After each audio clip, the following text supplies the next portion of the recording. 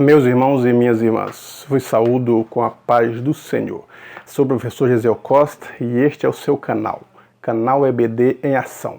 O canal feito especialmente para você, professor, professora, alunos e alunas, a todos os amantes da Escola Bíblica Dominical. O objetivo do canal é te auxiliar no seu plano de ensino, no seu plano de aula, para que você tenha subsídios, sua aula seja enriquecida, tenha coisas agregadas e que seus alunos cada dia sintam vontade de vir na escola dominical e já pensar no próximo domingo para o retorno da aprendizagem.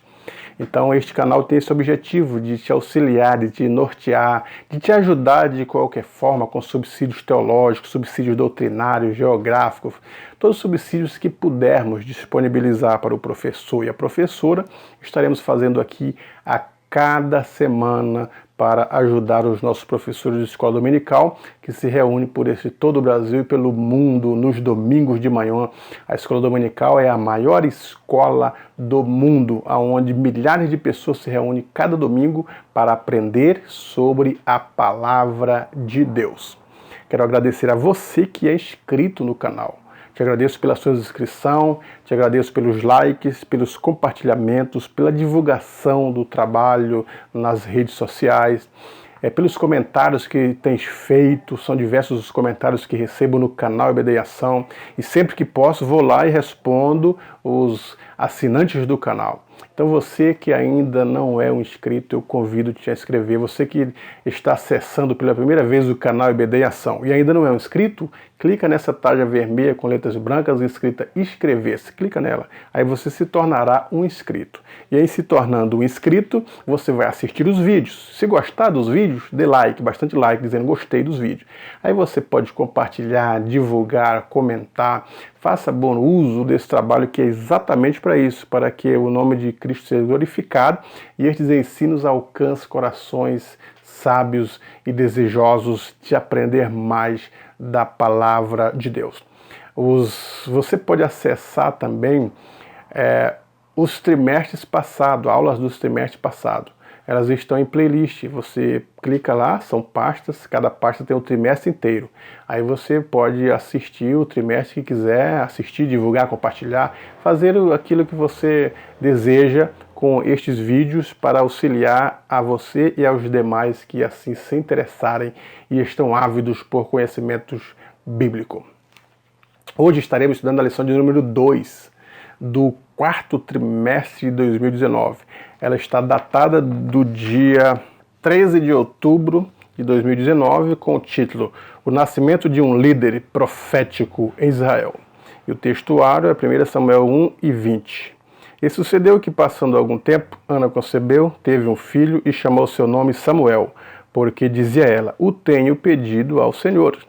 Verdade prática. O surgimento de pessoas vocacionadas como Samuel pode ser o resultado da oração, da consagração e ensino dos pais no lar. Então o nascimento de Samuel se dá pelo desejo da sua mãe Ana, que vivia em um lar, que nós vamos falar, a lição vai abordar aí ponto a ponto a situação. Mas ele veio a se tornar um grande homem de Deus, um homem usado nas mãos de Deus pelo voto da sua mãe, pelo lar em que foi criado, pelas condições espirituais de uma serva, que a Bíblia chama de humilde, que orava, que era carente, que confiava e acreditava nas promessas de Deus. Então, quando ela recebeu a promessa, ela acreditou na promessa do profeta, do sacerdote Eli. E quando ela creu na promessa, as coisas vieram a acontecer. Quando as coisas vieram a acontecer, que ela já tinha feito seu voto, ela voltou, cumpriu o seu voto e agora o menino foi abençoado, ela foi abençoada, a nação foi abençoada. Então a bênção de Deus na vida de uma pessoa pode sair de si próprio e se estender para os demais.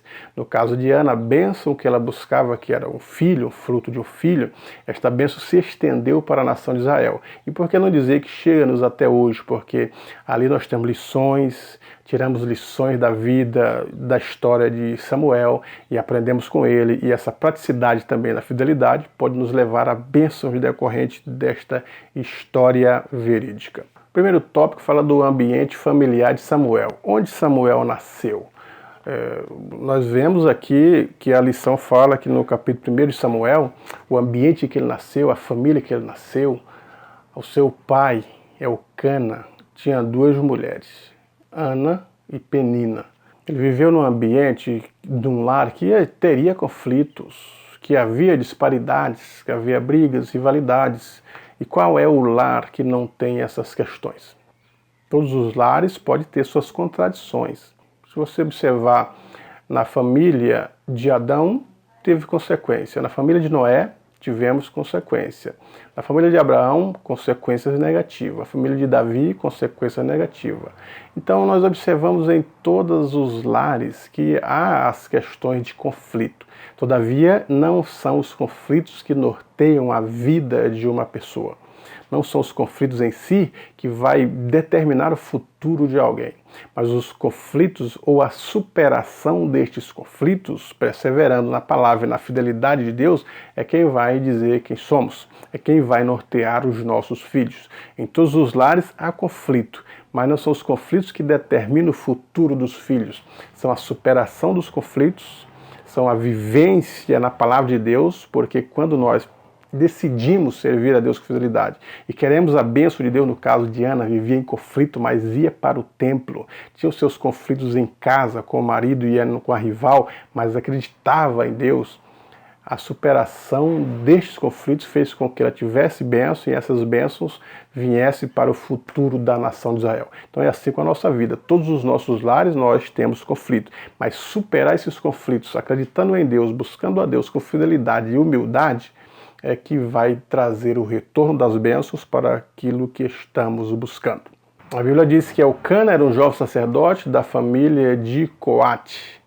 Observe que ele é da tribo de Levi. A tribo de Levi é composta por diversas famílias. Família de Arão, a família de Gerson, a família de Coate, a família de Merari, a família de Asaf.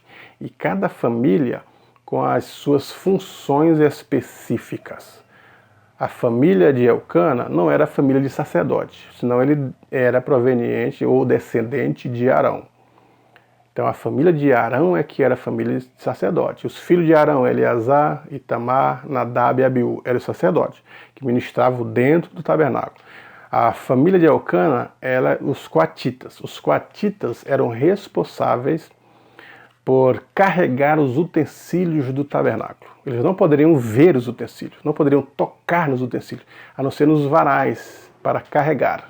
Então, quando o povo de Israel ia mudar-se de lugar, que deveria desmontar o tabernáculo, os sacerdotes tiravam o véu que separava o Santíssimo do Santo, e aquele véu cobria a Arca da Aliança, depois colocava uma cortina de couro por cima da Arca da Aliança e depois uma cortina azul.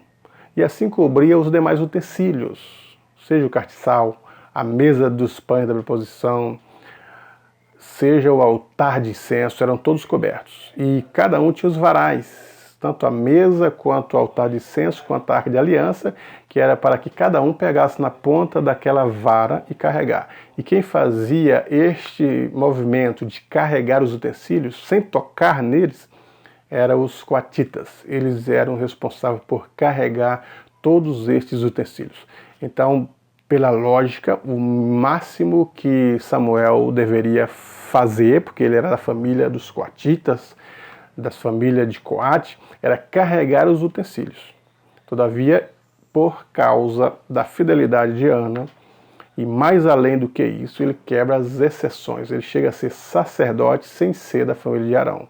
Sacerdote em Israel, chega a ministrar no altar de sacrifício. Segundo ponto é que fala sobre a bigamia presente.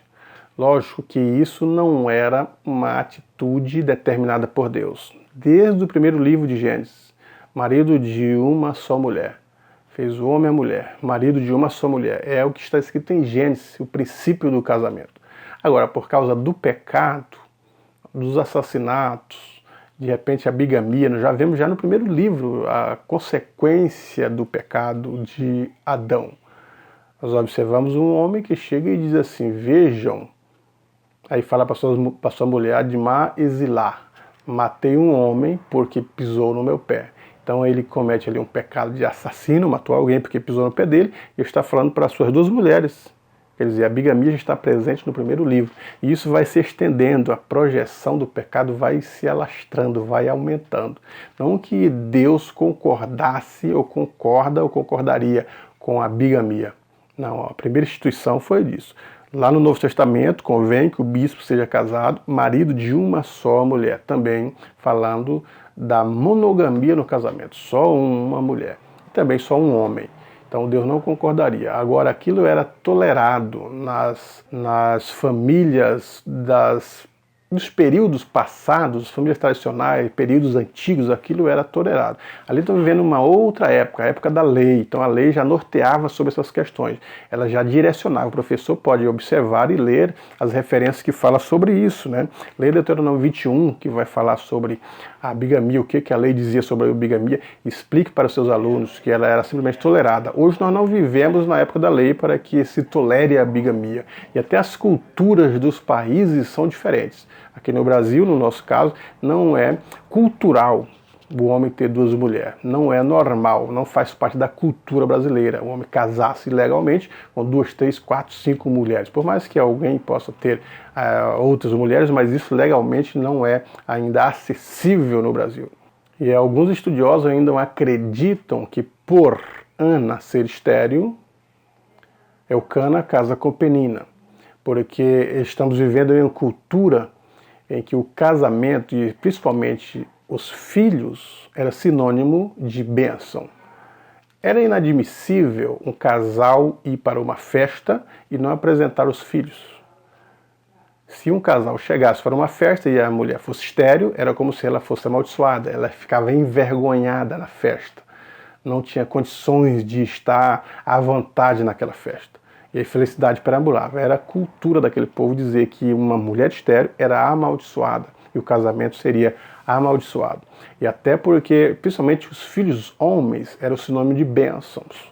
Quando nascia um menino, quando nascia um varão no casamento daquela época, principalmente no casamento judaico, era sinônimo de alegria, de festividade, de comemorações. E quanto mais filhos o casal tivesse, principalmente homens, maior seria a mão de obra deste pai na roça, na criação de gados, porque os filhos estariam ajudando o pai e eles estariam sendo bem-sucedidos no seu empreendimento. Então, quanto mais filhos, melhor. A situação financeira melhoraria muito. Então, alguns estudiosos acreditam que porque Ana era estéril, Elcana procura Penina, e essa Penina gera filhos. Agora, nós vemos uma insatisfação na vida de Ana. Ela estava insatisfeita, angustiada, e ainda por cima a rival causava-lhe a ira, o desânimo, fazia as coisas para irritar a Ana, porque tinha filhos. Você pode imaginar Penina pegando seu filho e dizendo: mamãe é abençoada, porque tem você, meu filho, fazendo isso diante de Ana. Então era uma coisa que era muito desagradável, e com isso Ana estava chorando. Nós vemos até Elcana reclamando: eu não sou melhor para você do que 10 filhos. Porque ela vivia nessa busca, nessa tristeza, nessa amargura e acreditando ser amaldiçoada por isso. Ainda no primeiro tópico, no terceiro ponto, apesar de todos esses conflitos, a Bíblia mostra que era uma família piedosa, uma família que buscava a presença de Deus. Então eles vinham de ano em ano ao templo em Siló, ao centro religioso em Siló, para trazer os dízimos e para adorar a Deus.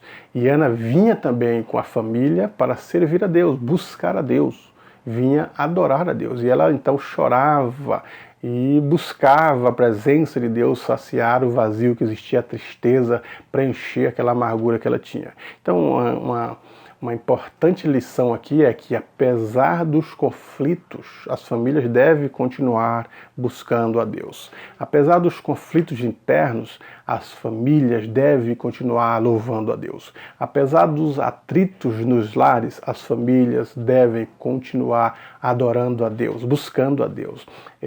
Esse é o melhor objetivo, porque se existe alguém que pode solucionar contritos, conflitos, amarguras, desentendimentos dentro de um lar, é o próprio Deus e a sua palavra. Então, quando a família busca a conhecer a palavra de Deus, indo nos cultos, nos templos, e fazer o culto congregacional, e ouvir a sua palavra, eles estão buscando solucionar os seus conflitos.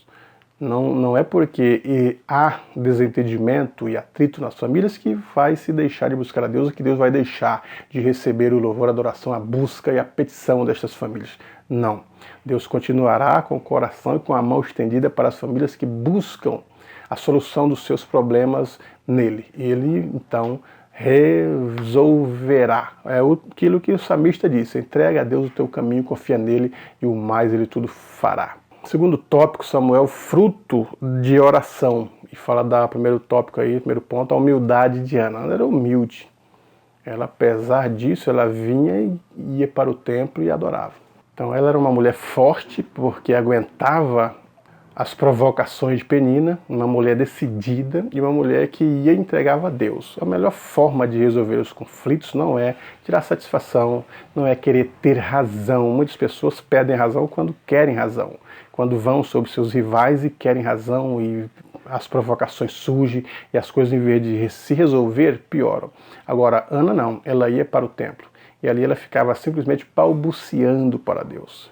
Ficavam orando a Deus, entregava, chorava, derramava a sua alma diante de Deus. É assim que a Bíblia nos ensina, a confiar em Deus, a entregar os nossos caminhos a Ele, a entregar nossa ansiedade ao Senhor, as nossas petições devem ser a Ele, porque se existe alguém que possa resolver esses problemas que não podemos resolver, a Bíblia chama de Deus do impossível, é este Deus.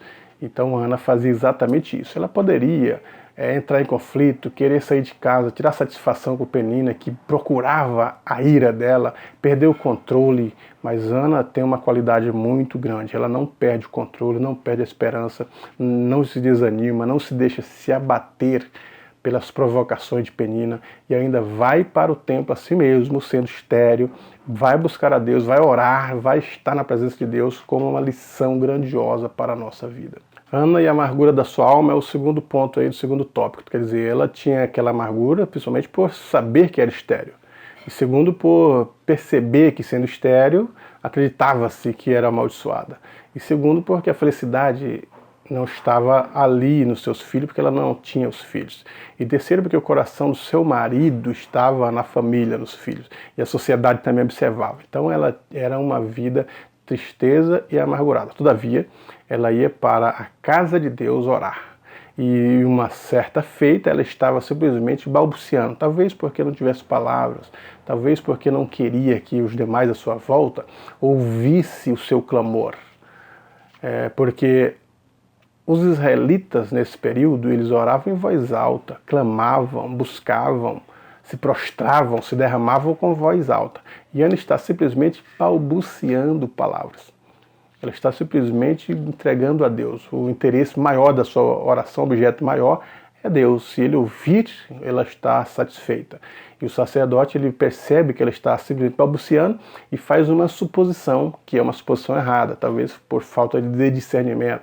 Lógico, e alguns dizem assim, que ele não discerniu, que o sacerdote já estava nos erros dos filhos, já tinham sido consumidos pelos erros, então a visão espiritual estava faltando. Alguns têm entrado por essas conotações.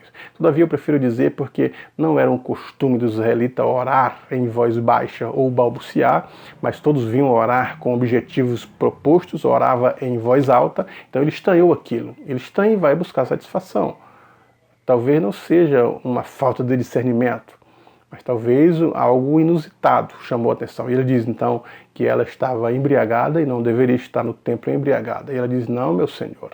Então ela conta o que estava fazendo, estava orando ao Senhor.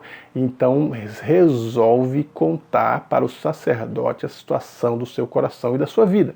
E então quando ela resolve contar a situação da sua vida, e aqui a gente abre um parênteses, porque não é para qualquer pessoa que nós vamos contar a situação, os nossos problemas, porque existem aqueles que não somam em nada.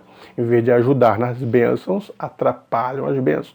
Em vez de ter uma palavra boa, uma palavra positiva, ou ajudar na nossa busca em oração e no nosso propósito, eles atrapalham, discordam e trazem coisas que atrapalham.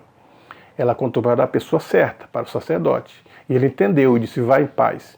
E seja feita, seja concedido conforme o desejo do teu coração. E aquelas palavras introjetaram em Ana, ela recebe do líder espiritual que seja feito conforme as tuas palavras. Ela já que estava orando a Deus, recebe uma injeção de ânimo. Ela vai com a alma aliviada, acreditando que Deus é quem é o Deus do impossível. Segundo tópico, o terceiro pedido, que é o menino. Ana pediu o quê? Ela pediu um filho, ela queria só um filho, para mostrar que ela não era amaldiçoada e que, mesmo sendo estéril, Deus poderia conceder o desejo do seu coração. E isso foi concedido. Ana engravidou e ela fez um voto que o menino seria um levita. Observe que a lição diz que o ministério dos levitas durava até 50 anos. Se eu não me engano, se eu não estiver enganado, era dos 30 aos 50 anos. Só poderia ser levita dos 30 aos 50 anos. Então ele, como levita, iria trabalhar na casa de Deus, fazer parte ali da casa de Deus. Aliás, ele já era da tribo de Levi. Mas ela fala assim, seria levita no caso de estar inserido nos trabalhadores do templo ou do tabernáculo, como queiram. Então ela já entrega o menino para fazer a obra de Deus. Então os votos que ela fez é exatamente isso, alguém que vai ser útil na casa de Deus, trabalhar na casa de Deus. E nós vemos diversas pessoas que fizeram votos assim, de que os seus filhos, a sua família, o seu esposo, seria alguém que iria trabalhar na obra de Deus. Deus se agrada desse tipo de voto, porque Deus conta com os trabalhadores da sua seara. Os campos estão brancos, mas poucos são os ceifeiros. E segundo, que ele seria nazireu. A lei do nazireato era alguém que seria separado mesmo, consagrado. Os nazireus não poderiam raspar o cabelo, porque eles tinham como autoridade Deus acima da sua cabeça, era Deus. Então era um símbolo aquilo ali. E outro, a questão era do vinho, não tomar vinho, não tomar uva, nem uva seca, nem uva pasta, nem, como diz o texto lá do Nazireato de Números, nem o caroço e nem a casca deveria entrar em contato com a lei do Nazireato, e nem tocar em mortos. E também tinha um período, a Bíblia não fala quanto tempo durava esse período, essa lei, o nazireu viveria quanto tempo, né? Mas ela diz que haveria um período. Então ela fez este voto, que seria um menino entregue para trabalhar na casa de Deus e seria consagrado, seria separado das coisas que as pessoas subjugavam, e ele então vivia separado disso, servindo na casa de Deus. E ela cumpriu o voto que fez com o menino. Qualquer mãe que teria um único filho, ela preferiria ter o menino consigo, preferiria ter o menino em casa, principalmente um menino único, unigênito, um único filho. Ele é muito mais bem tratado, é o único, tudo é as primeiras coisas, é os primeiros passos, é o primeiro sorriso, as primeiras palavras, aquilo encanta os pais.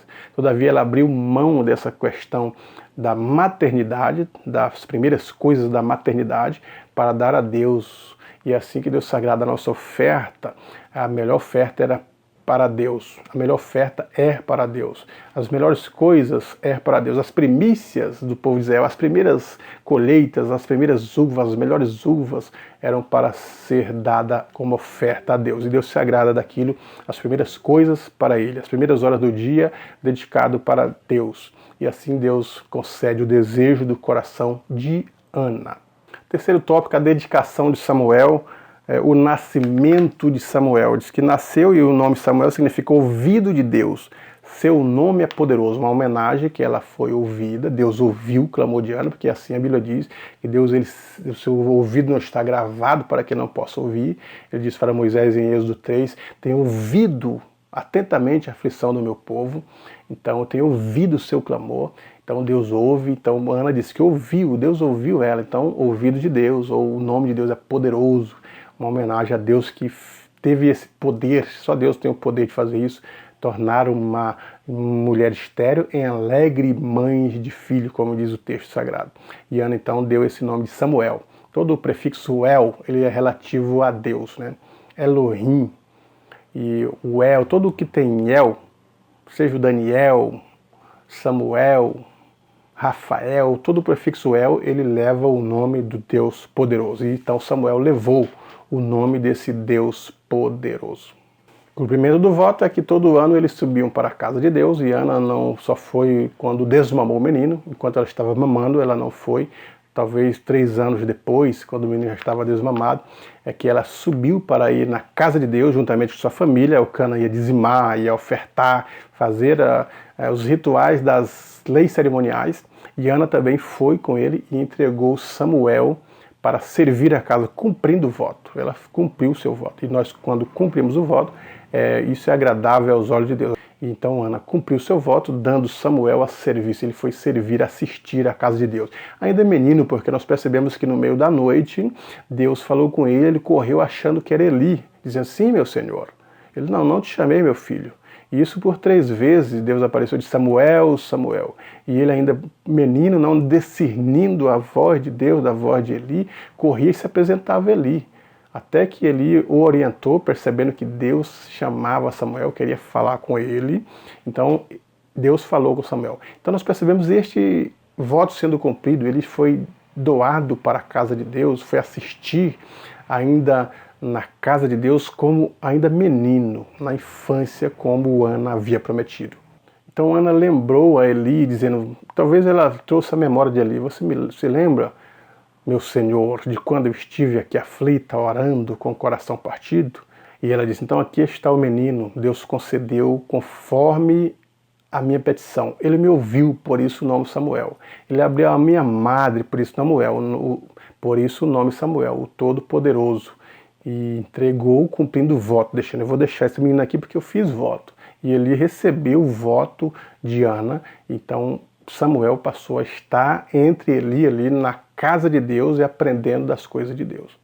E Ana, com certeza, todos os anos iam para o templo e aproveitava para ver Samuel. Então é uma satisfação da parte de uma mãe de ver o seu pedido atendido, da sua dor cessada, do seu milagre acontecido, e ver o menino crescer na casa de Deus com dedicação. É o desejo de todas as mães cristãs, que sua família, seus filhos cresçam na casa do Senhor, cresçam com as orientações do Senhor, no temor do Senhor, na sabedoria de Deus. É assim que é o desejo de todos nós que temos filhos, que eles cresçam, e para isso precisamos então ser fiel, dar exemplos no lar, conduzir os nossos filhos na presença de Deus, sendo exemplos, o maior exemplo, o maior ensino.